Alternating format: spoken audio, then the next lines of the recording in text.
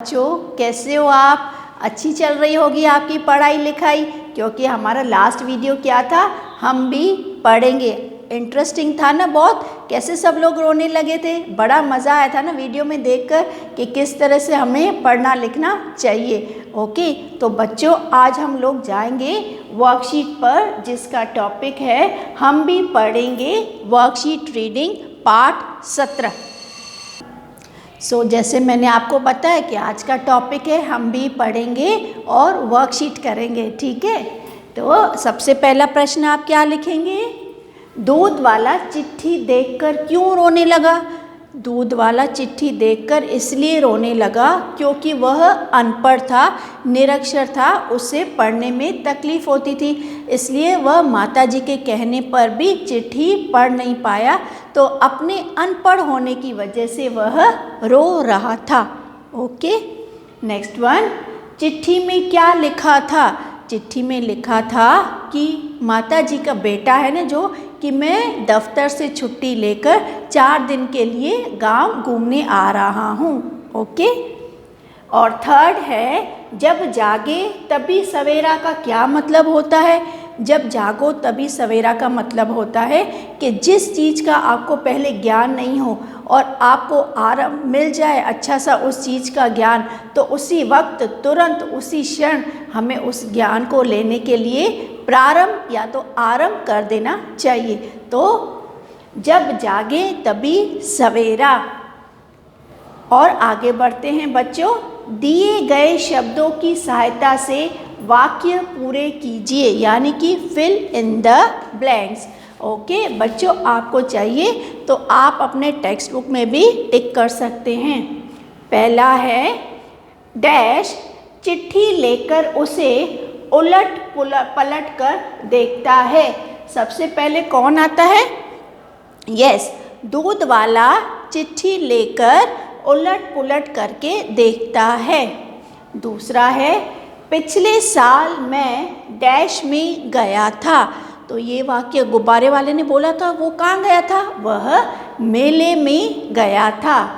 Third है, मैं सरकार को एक डैश लिखना चाहता था। मैं सरकार को एक आवेदन पत्र लिखना चाहता था। चौथा है, मेरे जैसा मूर्ख इस डैश में कोई नहीं होगा, यानी कि संसार। आपको हेल्प बॉक्स दिया है, आप उस हेल्प बॉक्स की सहायता से ये ब्लैंक्स करेंगे। फिफ्थ है, डैश तो जीवन में बहुत ज़रूरी है भाई। पढ़ना लिखना तो जीवन में बहुत ज़रूरी है भाई। तो ये थे आपके वाक्य पूरे कीजिए दिए गए शब्दों की सहायता से। और प्रश्न 2 है, किसने कहा? सही उत्तर में निशान लगाइए। यह चिट्ठी मेरे बेटे की लगती है, लेकिन मैं पढ़ना नहीं जानती।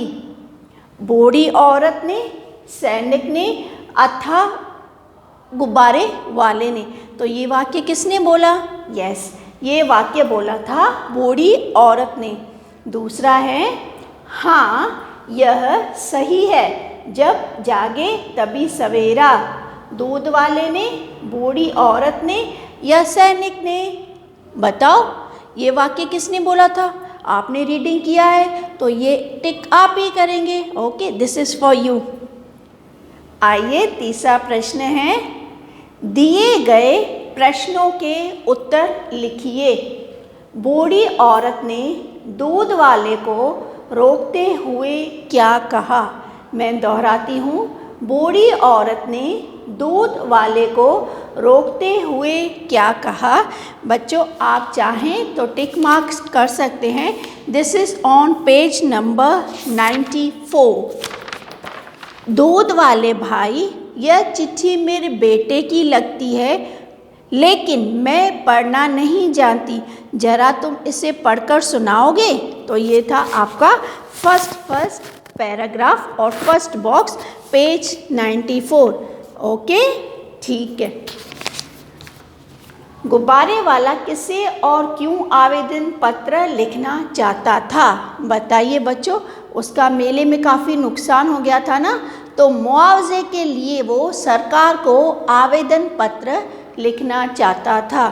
गुब्बारे वाला सरकार को मुआवजे के लिए आवेदन पत्र लिखना चाहता था। अंत में है, दूध वाले ने सैनिक को रोने का क्या कारण बताया? बताइए बच्चों, उसने क्या कारण बताया? कि बचपन में सबने उसको पढ़ने लिखने के लिए बोला, पर वह पढ़ नहीं पाया और अपने अनपढ़ होने की वजह से उसे काफ़ी दुख हुआ, दुख महसूस है, ग्लानि महसूस है। इसलिए उसने ये कारण बताया कि वह अनपढ़ है, इसलिए वह रो रहा है और वह दुखी है। ठीक है, इस पाठ से आपको क्या सीख मिली बच्चों? कि उम्र नहीं होती पढ़ने लिखने की, आगे बढ़ने की, विकास करने की। तो हमें भी और आपको क्या ज़रूरी है? पढ़ना लिखना ज़िंदगी में बहुत ही ज़रूरी है। ठीक है, तो ये था वर्कशीट आपके पाठ 17 का, जो था आपके सिलेबस का लास्ट चैप्टर। ओके, और मैं उम्मीद करती हूँ कि फर्स्ट सेम की तरह इस बार भी आप बहुत ही अच्छा करेंगे। और कोई दिक्कत हो तो you can call your Anjali ma'am. ठीक है, तो हंसते हुए मुस्कुराते हुए नमस्कार बच्चों।